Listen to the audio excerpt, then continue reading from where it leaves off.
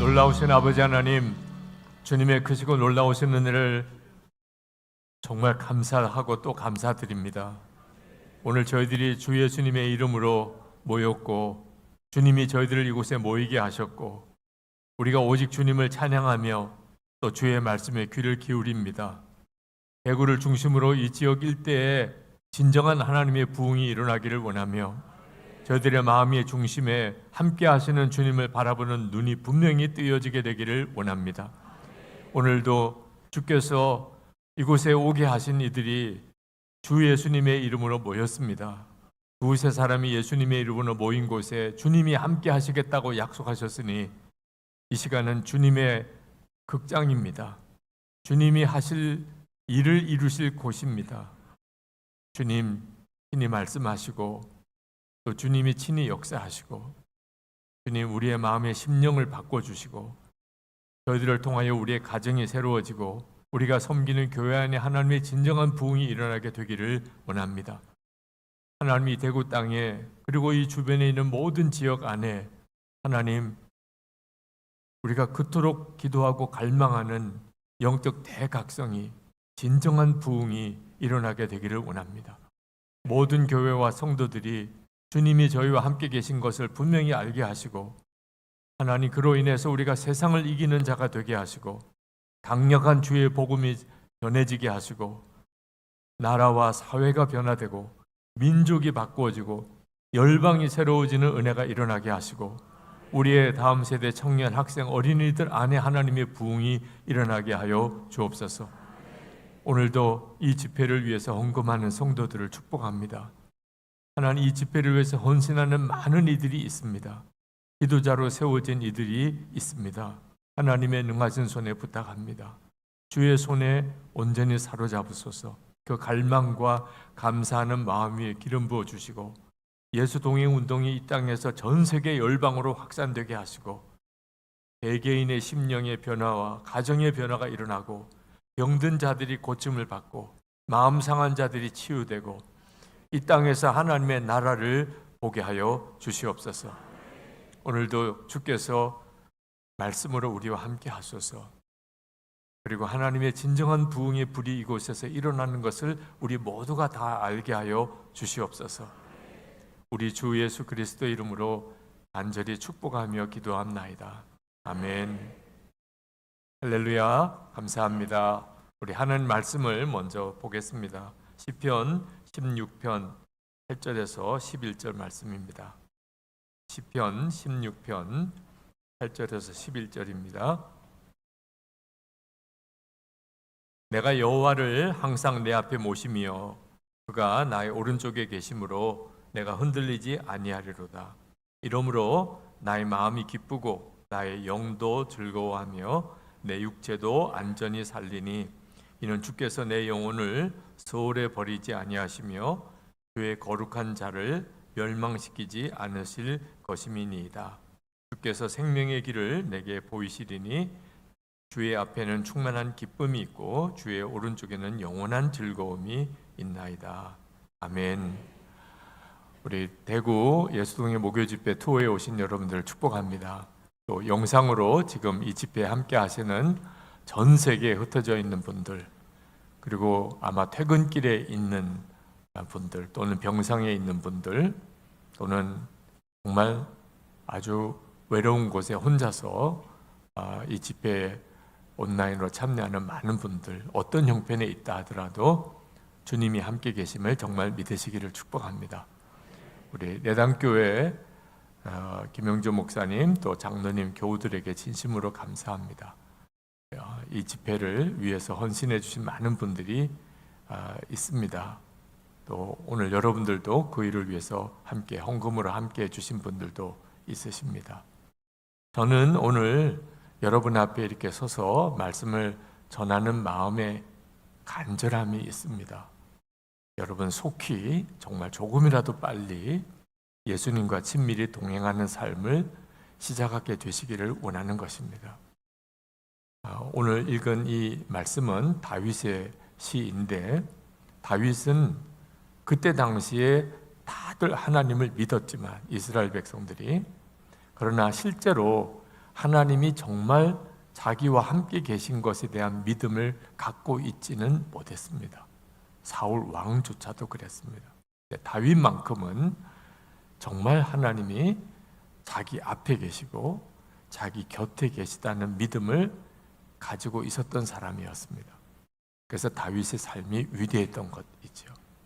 오늘 우리에게도 주님이 도전하시는 것은 우리가 다 예수님을 믿지만, 다 하나님을 믿지만 실제로 예수님이 내 안에 계시고 나와 함께 계신 것에 대해서 분명하게 믿어야 한다는 것입니다. 다윗은 생명의 위협을 당할 그런 끔찍한 사실, 고통스러운 세월을 보낸 사람입니다. 우리 중에는 아마 다윗과 같은 어려움을 겪는 사람은 없었을 겁니다. 근데 참 놀라운 것은 그런 형편에 있었던 다윗이 그렇게 마음이 기뻤다는 겁니다. 오늘 9절 보면 이러므로 나의 마음이 기쁘고 나의 영도 즐거워하며 내 육체도 안전히 살리니, 형편이 좋은 사람이 하는 말같이 느껴집니다. 근데 사실은 다윗은 정말 죽음의 위협 속에 있었던 사람이었는데 그가 이런 고백을 하는 것이 놀라운 것입니다. 그 비밀은 다윗에게 있어서 하나님은 현실적인 분이셨습니다.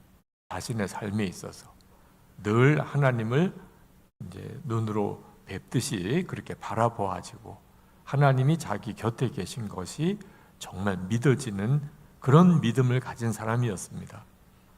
8절에 그가 이렇게 고백합니다. 내가 여호와를 항상 내 앞에 모시며 그가 나의 오른쪽에 계심으로 내가 흔들리지 아니하리로다. 자, 그냥 보기에는 얼핏 너무 쉬워 보이는 다윗의 고백이지만 실제로 여러분들에게 있어서 그렇게 믿는 하나님, 우리가 그렇게 고백하는 나의 생명, 나의 주 예수 그리스도, 그분이 지금 나와 함께 계신 것에 대하여 내가 어느 정도로 분명하게 믿고 있는지를 한번 돌아보실 필요가 있습니다. 사실 우리 모두는 다 예수님을 정말 마음에 모시고 항상 주님을 바라보고 살 수 있는 은혜를 받은 사람들입니다.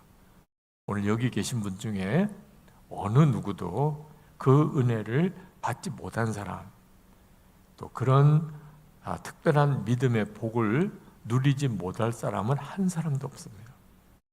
지금 여러분 중에 나는 교회를 다니기는 하지만 또 하나님을 믿기는 하지만 내 가정이나 직장이나 또는 내 교회 생활 중에 하나님이 현실적인 분은 아니신 것 같다. 그런 분이 혹시 있으실 수도 있습니다. 근데 눈이 뜨이지 않아서 그런 거지. 주님이 함께 계시지 않은 사람은 한 사람도 없습니다. 그 점이 저를 너무 답답하게 만드는 것입니다. 제가 오늘 여기에 여러분 앞에 이렇게 서 있는 것은 오직 하나 때문입니다. 예수님께서 정말 제 안에 계신 것을 분명하게 믿고 있다는 거 하나 때문에 지금 저는 오늘 여러분 앞에 이렇게 서 있는 겁니다. 예수님이 우리 마음에 계시다, 내 안에 계시다, 이건 사실 엄청난 일입니다. 하도 많이 들었기 때문에 오히려 그게 얼마나 놀라운지를 실제로 실감하지 못하는 것이 안타까울 뿐입니다. 박보영 목사님이라고 계신데 그 박보영 목사님이 깡패였던 그 청년이 예수님을 만나고 그리고 회심했던 이야기를 들려주더라고요. 처음에 그 청년을 만났을 때 그 도시에 이제 깡패 조직의 중간 보스 정도 역할을 하는 친구였다 그럽니다.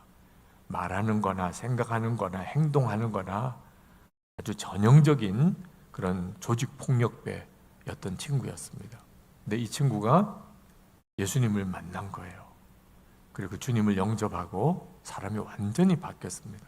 옛날 생활 다 청산하고 그리고 노숙인들을 섬기는 일을 하는 그런 완전히 변화된 삶을 살았는데 옛날에 지은 죄가 이제 문제가 돼가지고 교도소에 수감이 되었습니다. 참 안타까운 일이죠. 근데 치러야 될 죄값은 치러야 되는 거니까 목사님이 교도소에 면회를 갔습니다.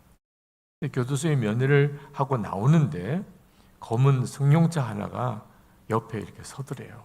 그러더니 문이 열리면서 뭐 딱 봐도 조직 폭력배 친구들이 막 우르르 내리더래요. 그러면서 목사님에게 다가와서 그 아무개 청년을 아느냐 이렇게 물어보더래요. 안다고 그랬죠. 물어볼 게 있다는 거예요. 뭐냐 그랬더니 걔가 진짜 예수님을 정말 만났냐 물어보더래요. 좀 만났다고. 그랬더니 그 친구들이 아씨 미치겠네 막 이러더라는 거예요. 이 조직폭력배도 누가 예수님을 정말 딱 만나고 나면 이건 못 돌이킨다. 조직폭력배도 알더래요. 예수님을 진짜 만난 사람은 얘는 이제 어떻게 할 수가 없다. 근데 얘가 진짜 예수님을 만났다니까 이제는 뭐 얘는 더 이상 자기들의 영역에 이제 완전히 벗어난 거죠. 목사님이 그 이야기를 하면서 조직폭력배도 아는데 예수님을 만나면 사람이 확 바뀌는 걸 기독교인들이 그걸 모른다는, 기독교인들이. 그게 너무 어이가 없다는 거예요. 조직폭력배도 예수님을 진짜 만나고 나면 인생이 바뀌고 사람이 완전히 달라지는 걸 저렇게 다 아는데, 근데 어떻게 교회 다니는 교인들은 예수님을 만나고 삶의 변화에 대한 확신이 이렇게 없을까?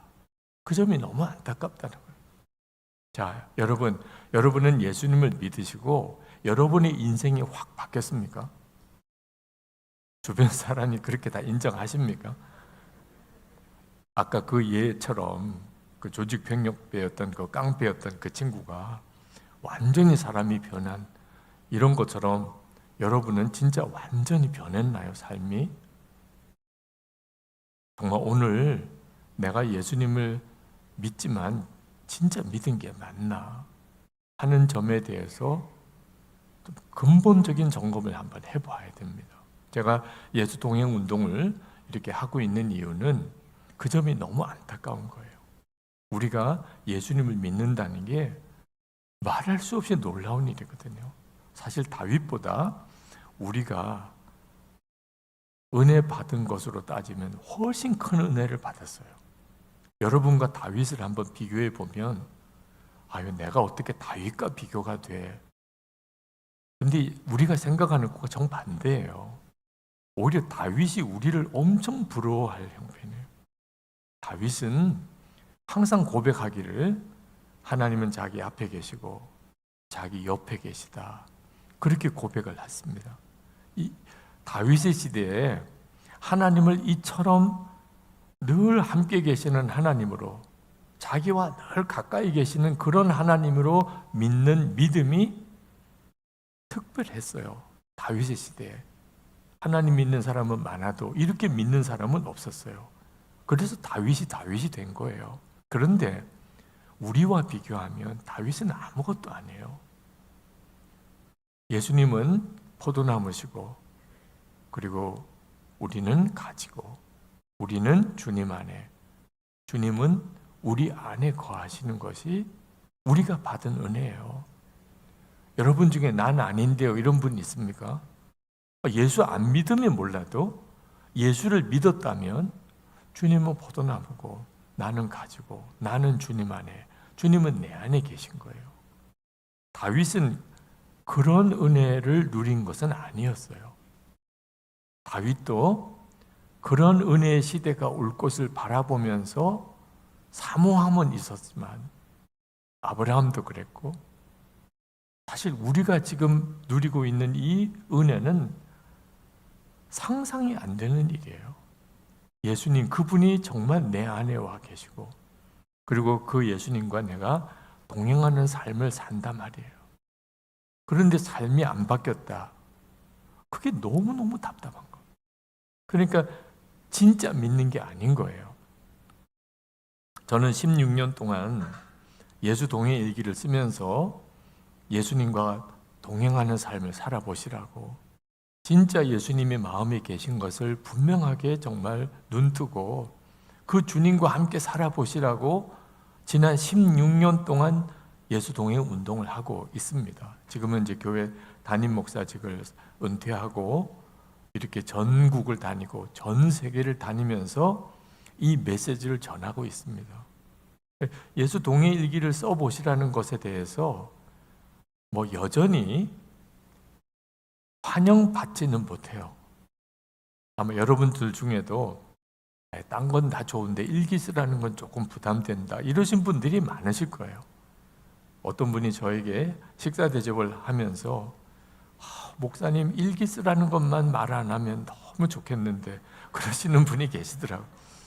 그 일기 쓰는 것에 대해서는 솔직히 부담스러워하고 너무 좀 지나친 거 아닌가 그런 생각하시는 분도 계시고 그렇게 썩 반응이 아직까지는 좋지는 않습니다.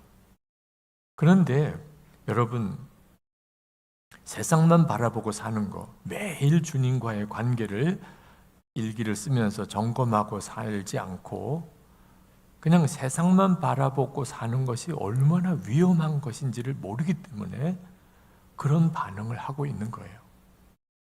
만약에 일기를 쓰지 않더라도 늘 주님과 동행하는 삶이 가능하다면 저는 얼마든지 좋아요. 일기가 주님과 동행을 말하는 것은 아니니까요. 예수님과 동행하는데 가장 좋은 도구가 된다고 생각이 드니까 권하는 것뿐이에요. 만약에 우리가 주님과 동행하지 않으면 영락없이 우리는 세상만 바라보고 살게 됩니다. 이처럼 그냥 세상 바라보고 또 세상 좋아하고 그냥 세상에 휩쓸려 이렇게 살다 보면 반드시 우리 삶에 위기가 오고 환난이 오고 실패가 오고 유혹이 오고 그때 다 무너져요. 우리 힘으로는 못 이깁니다, 세상을. 그게 너무나 많은 성도들의 현실이에요. 어떤 사람이 어머니와 사랑하는 세 형들이 갑자기 함께 죽는 걸 보았어요. 아버지 6.25 전쟁 때 아버지와 가족들이 눈앞에서 공산당에게 학살당하는 것도 보았어요. 어릴 때 사랑하는 동생이 그 쥐불놀이 하다가 갑자기 불이 붙어서 눈앞에서 불에 타서 죽는 것을 보았어요. 그 끔찍한 장면을. 또 다른 동생이 벌목장에서 놀다가 큰 통나무가 굴러서 그 나무에 깔려 죽는 것을 또 보았어요. 너무너무 사랑하는 동생, 고등학교 교감으로 있던 동생이 착하디 착한 그 동생이 10살부터 16살까지 딸 넷 자기에게 부탁하고 간암으로 세상 떠나는 정말 마음 아픈 일을 겪었어요. 그 뒤에 1년 뒤에 사랑하는 딸이 또 위암으로 157일 동안 투병하다가 두 어린 딸 부탁한다는 말을 남기고 죽었어요. 이어서 동생과 재수 씨가 갑자기 죽고 막내 동생은 간경화로 시한부 인생을 살고 있고 와원 차려야 될 정도로 떠맡은 아이들도 너무 많은 우리 중에 이분이 겪었던 이 끔찍한 일들 중에 몇 건만 우리가 겪어도 사실 그냥 삶이 확 무너질 만한 그런 어려움을 겪으신 분이에요. 이분이 환갑 때 자기에게 닥쳐온 이 비극적인 상황 속에서 이런 고백을 했습니다. 정직하게 고백하면 나는 하나의 얼굴로는 웃고 다른 얼굴로는 운다. 내 영은 주님을 찬양하고 기뻐하고 감사하며 깊은 곳에서 샘물같이 환희가 솟는다. 그러나 다른 마음의 하늘에서는 비가 끊임없이 내리고 있다. 옆을 보면 정신장난증에 걸릴 것 같고 위를 보면 현기증이 난다. 내 안에 들여다보면 죄와 추한 것들이 있고 과거는 회환과 슬픔뿐이며 미래는 안개처럼 불확실하고 불안하다. 나는 주님만 바라보아야 한다. 주님 안에만 거해야 한다.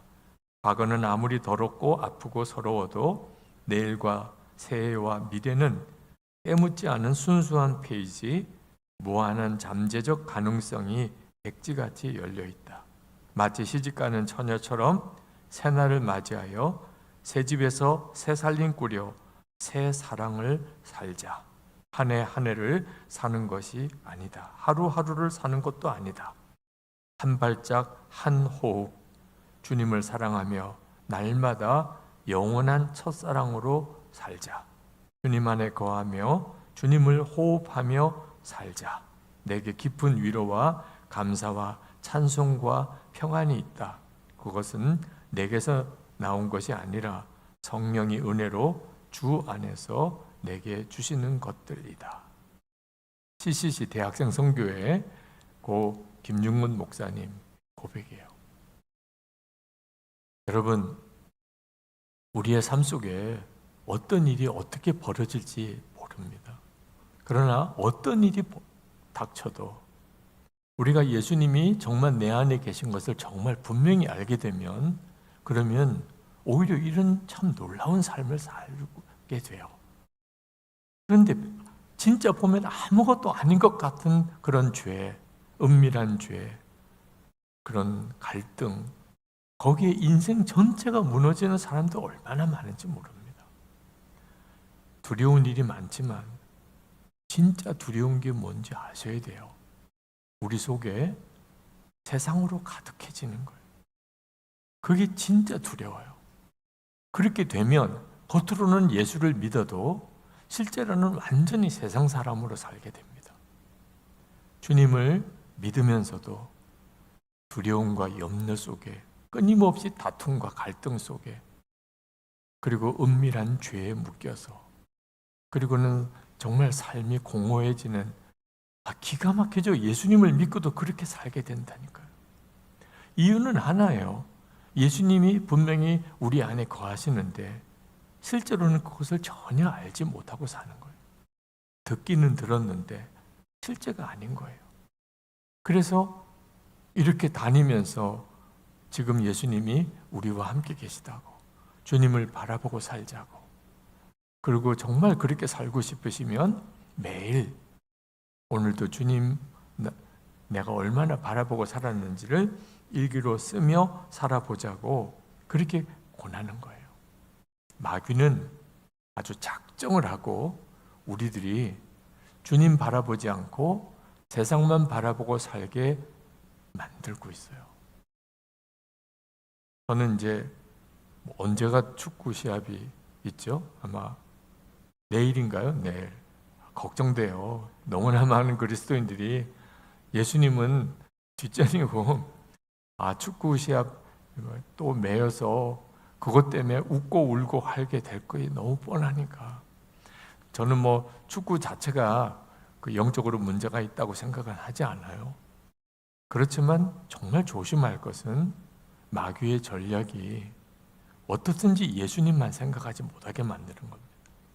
기가 막힌 일들, 너무나 좋은 일조차도 우리에게는 굉장히 심각한 결과를 가져오게 돼요. 끊임없이 세상만 보게 하는 겁니다. 결국은 영적으로 다 무너지게 만드는 거예요. 여러분이 마귀가 실제로 여러분의 삶에 정말 역사하고 있는지 아닌지는 여러분 스스로 알 수 있습니다. 수시로 휴대폰 꺼내서 SNS 확인하고 영상 보고 그리고 인터넷 뉴스 보고 그러고 한다면 지금 엄청난 미혹을 받고 있는 거예요. 자, 그러다 보면 어떻게 되죠? 어느 순간에 내 마음의 심령은 완전히 메말라져 있음을 알게 됩니다. 시간은 정말 헛되게 다 써버렸어요. 하루에도 우리 시간 보내기가 얼마나 좋은가 봐요. 그냥 영상만 쭉 보다가 보면 벌써 1시간이고 2시간이고 지나가요. 말씀도 못 읽었어요. 기도도 제대로 못했어요. 주님 기뻐하시는 일이 뭔지는 분별도 안 돼요. 어느 순간에 주님이 나와 함께 계시다는 믿음도 없어졌어요. 그러니까 막 짜증만 나고 모든 것이 불만족스럽고, 그리고는 점점 더 그냥 은밀한 죄에 묶여가는 거예요. 그렇게 살다가 어느 순간에 악 소리가 나는, 내 인생이 왜 이렇게 되었나. 예수 믿고 약속받은 목마르지 않는 샘물이 내 속에서 솟아나는, 생수의 강이 내게서부터 흘러나오는, 도대체 그 삶은 언제 경험하는 거지? 그렇게 돼요. 매 순간에 주님 바라보냐, 세상 바라보느냐에 따라 우리의 삶이 그렇게 달라진다. 제가 주님께 드렸던 의미 있는 순종이 하나 있다면 24시간 주님을 바라보기 위해서 매일 일기를 쓰면서 주님 바라보는 삶을 점검하고 사는 일에 순종했던 겁니다.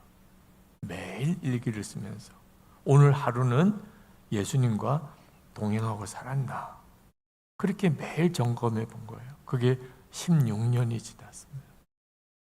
지금 저의 삶을 완전히 바꾸어진 삶으로 만드신 분이 그렇게 바라보게 된 주님이세요. 사실 제 삶은 그렇게 만만치 않았습니다. 저희 아버님이 목회를 하셨는데 너무너무 어려운 목회를 하셨어요. 어린 시절 저는 교회에 대한 상처로 가득했습니다.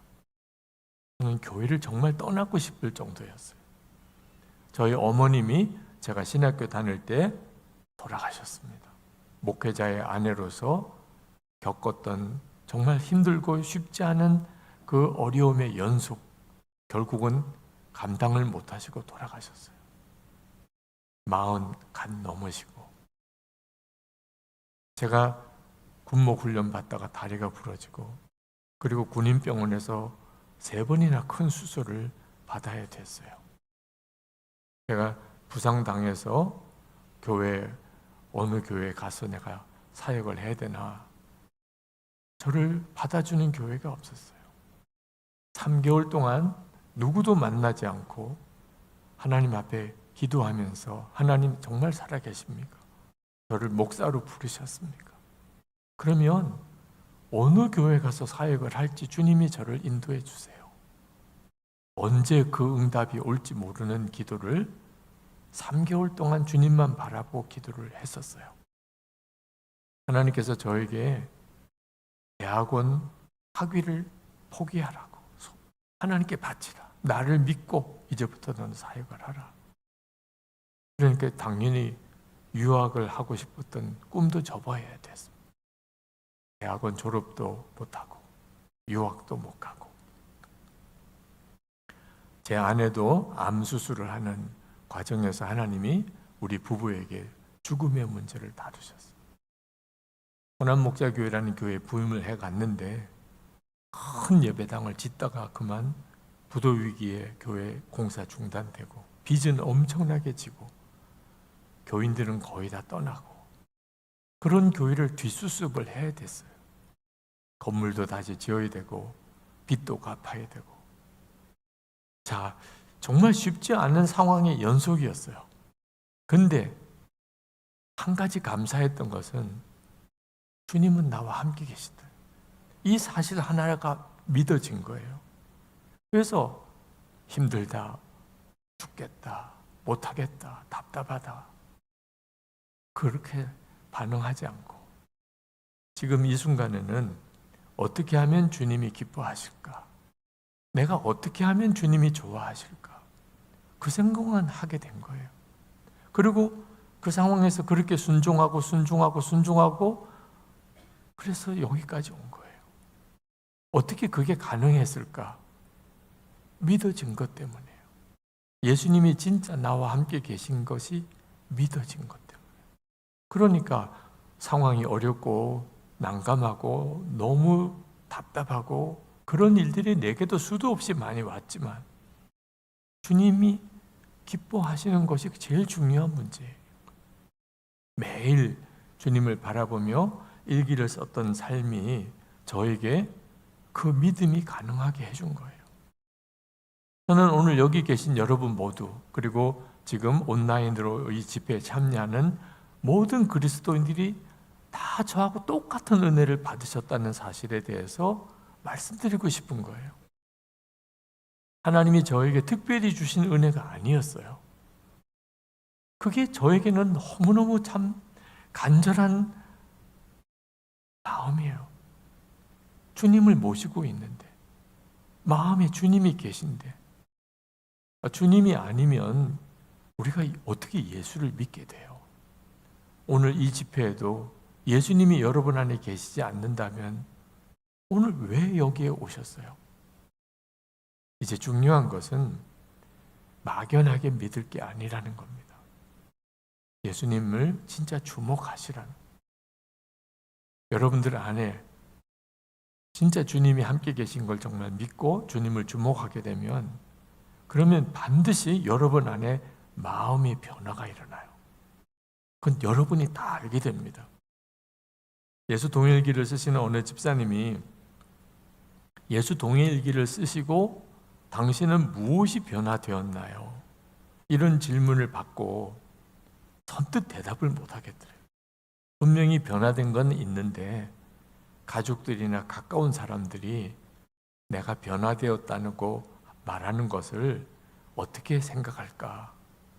괜히 뭐 별로 변화된 것도 없는데 변화되었다고 자기 혼자 이야기하는 거 아닌가? 그런 자격지심도 좀 들어서 선뜻 내가 뭘 변화되었냐고 쓰지를 못하겠더래요. 근데 너무 안타까워서 기도하는데 주님이 답을 딱 주시더래요. 내 마음이 변했잖아. 엄청 눈물이 나더래요. 맞으니까. 맞는 말이니까. 아무리 생각해봐도 자기 마음이 달라진 거예요.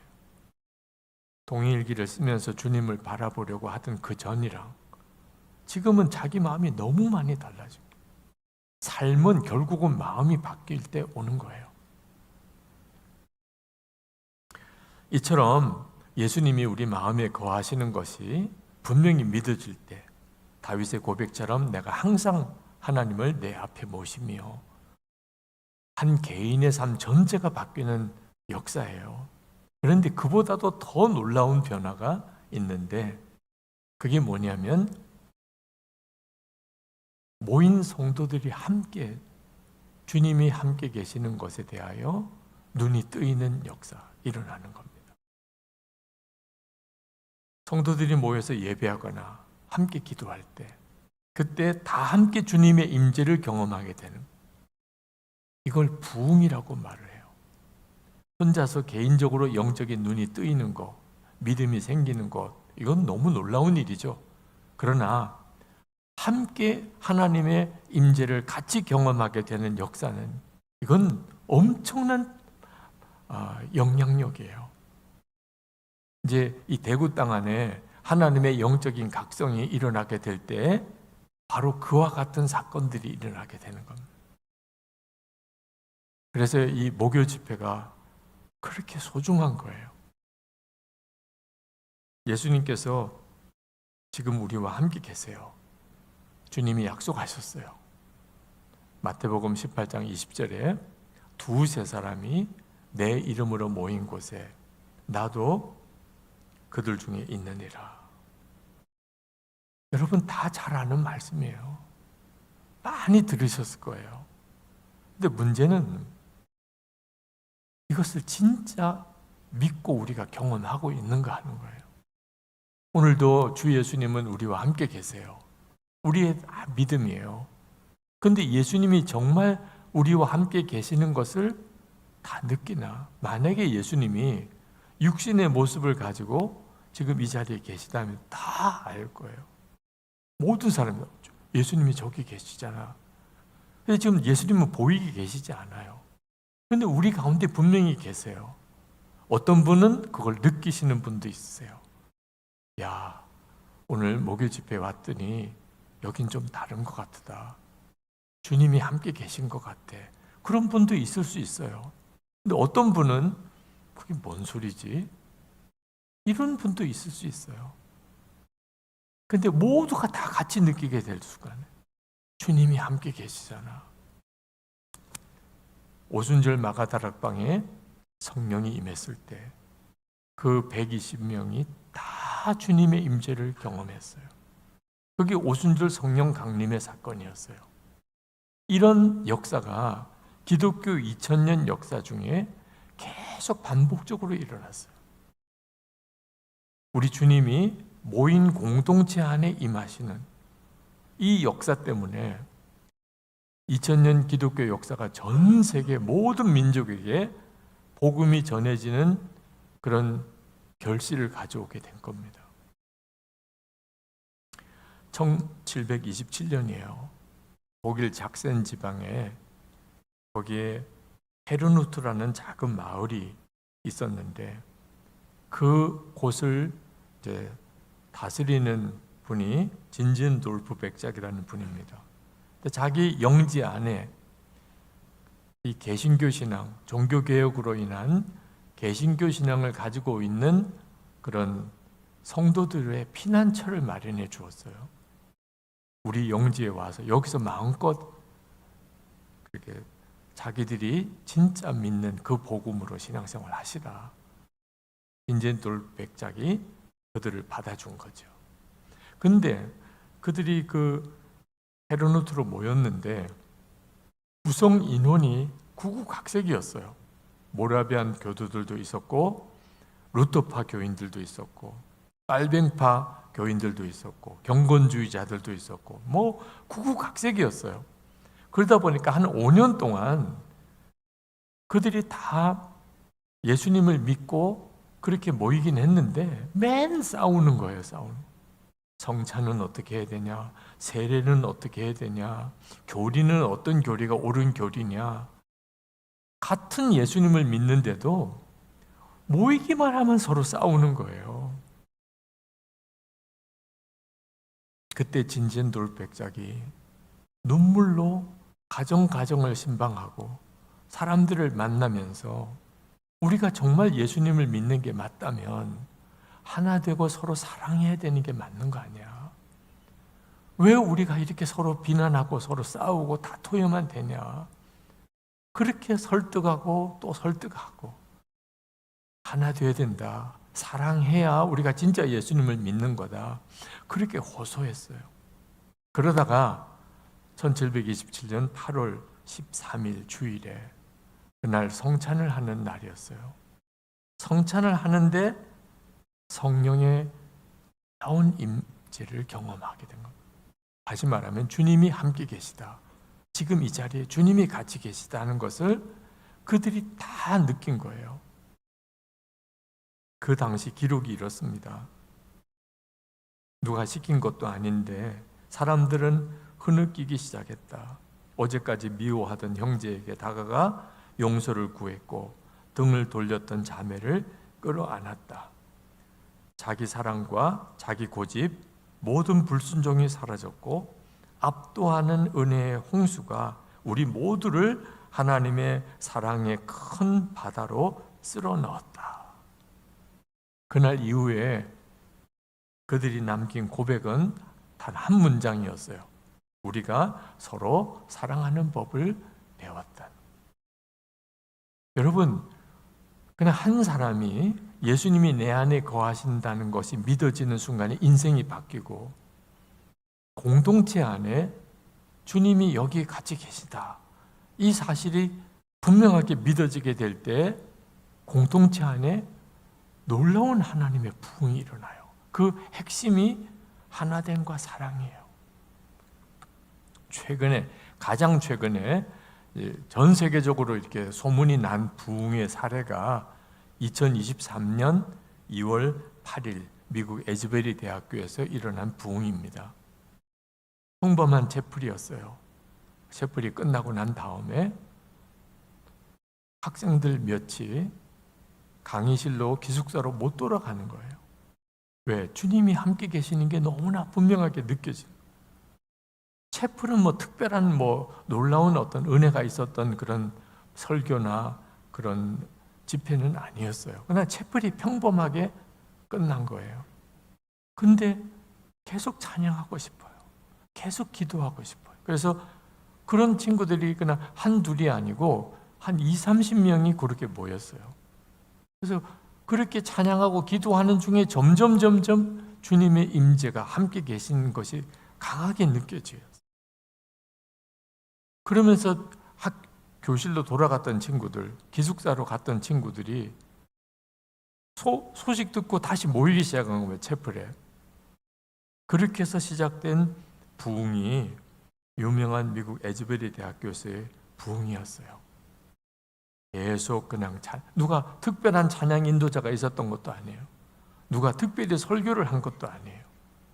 그냥 각자 마음에 찬양하고 싶고 더 기도하고 싶고, 그리고 성경 말씀을 그냥 보고, 그리고는 마음에 정말 하나님께 회개하고 고백하고 싶고, 그렇게 그냥 계속 이어진 그 집회가 몇 주간이 계속이 된 거예요.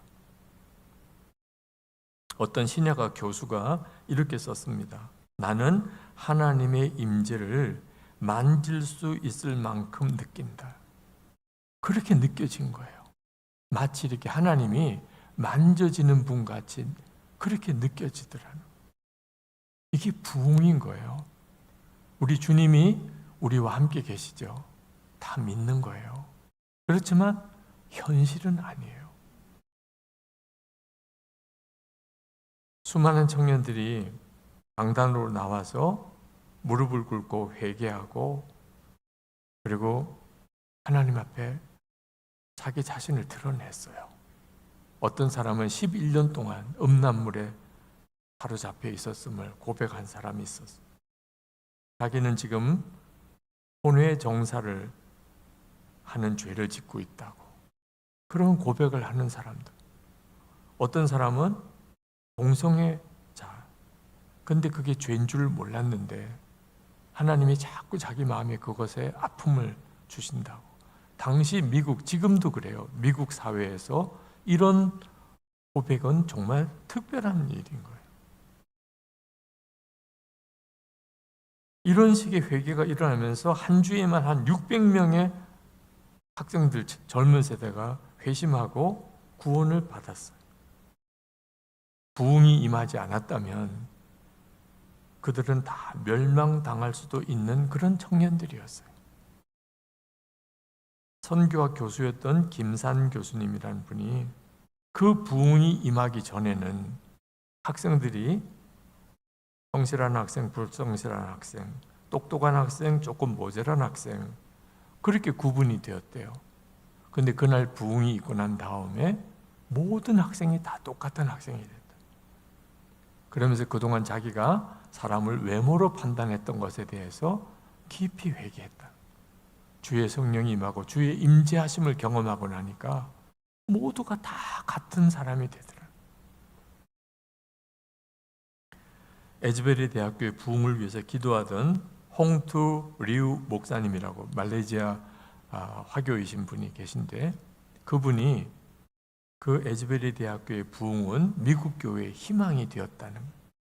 왜? 하나님이 아직 미국 교회를 버리지 않았다는, 부인할 수 없는 증거였다는. 그게 너무 감사하다고 고백을 하셨어요. 지금 우리 한국 교회에 꼭 필요한 것이 바로 이 부흥이에요. 우리가 대구에서 예수동행 집회 투어를 하는 것도 바로 그 간절한 기도 때문입니다. 두세 사람이 예수님의 이름으로 모인 곳에 바로 그 집회를 하고 싶은 거예요. 두세 사람이 예수님의 이름으로 모이는 그 집회. 오늘 우리가 여기서 예수동행 목요 집회를 하는 것은 오직 그 하나 때문입니다. 예수님의 이름으로 모이는 것. 우리가 다 그거 하나만이 목적이에요. 예수님을 찬양하는 모임, 예수님의 말씀에 귀를 기울이고 우리와 함께 계시는 주님에게 주목하고 그 예수님에게 반응하는 그런 집회를 우리가 매주 목요일마다 드려요. 온라인으로 드리는 것은 이렇게 모여오기가 다들 어려우니까 전국에 어디에 있든지 그 목요일 저녁 7시 반이면, 그러면 온라인을 딱 열면 휴대폰은 다 있으시니까 다 같이 주 예수님의 이름으로 모여보자는, 그 다음에 역사는 주님이 하시는 거예요. 내가 그들 가운데 있느니라, 그렇게 말씀하셨습니다. 그래서 우리는 주님의 역사를 사모하고 기다릴 뿐인 거예요. 참 안타까운 것은 한국 교회에 예배드리고 기도회를 모이고 다 그렇게 합니다. 그러면서 늘 고백하기를 예수님의 이름으로 모인 곳에 주님도 함께 계시다. 그렇게 고백은 하지만 아직까지는 현실감이 없어요. 만약에 진짜 우리가 예수님의 이름으로 모이고 주님을 바라보고 우리와 함께 계시니까 지금도 주님이 우리와 같이 계시다. 뭐 말씀을 전하는 제가 중요하겠어요? 찬양팀이 중요하겠어요? 여기가 뭐 어떤 교회인 게 중요하겠어요? 오직 관심은 예수님에게 있는 거죠. 그런 집회가 정말 예배와 기도회마다 일어난다면 교회 크고 작은 거, 환경 여건이 뭐 좋고 나쁜 게 무슨 상관이 있겠어요?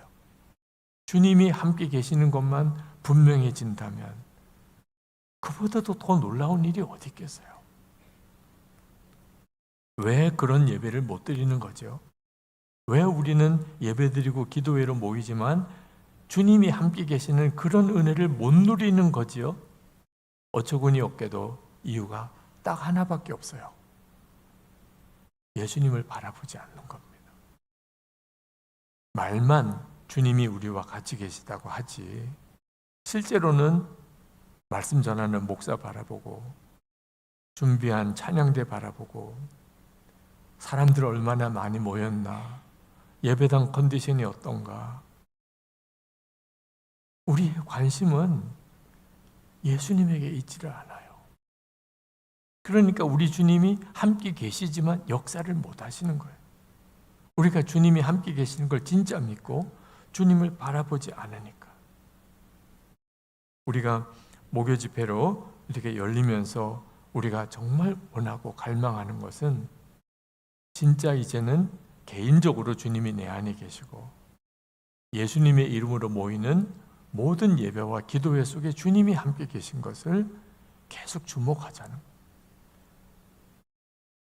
여기 계신 여러분들만이라도 여러분이 이 세상에 태어난 것이 예수 그리스도를 알기 위해서, 예수님과 동행하기 위해서, 예수님만 사랑하기 위해서 태어난 것처럼 아예 이 땅에 태어나서 사는 이유가 예수님을 알고 주님을 바라보고 주님을 사랑하고 주님과 동행하기 위해서 사는 것처럼, 예수님 그분이 내 모든 기쁨이고 예수님 그분이 내 삶의 이유고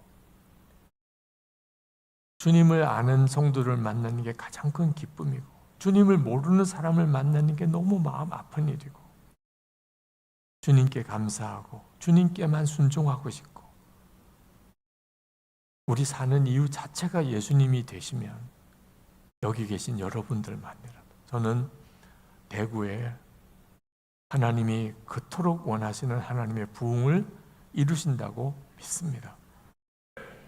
여러분 개인적으로 주님을 바라보는 눈을 분명히 뜨시기를. 다윗이 특별한 사람이 아니에요. 우리에게는 정말 그렇습니다. 우리는 예수님을 내 마음에 오신 주님을 우리가 믿고 있는 거예요.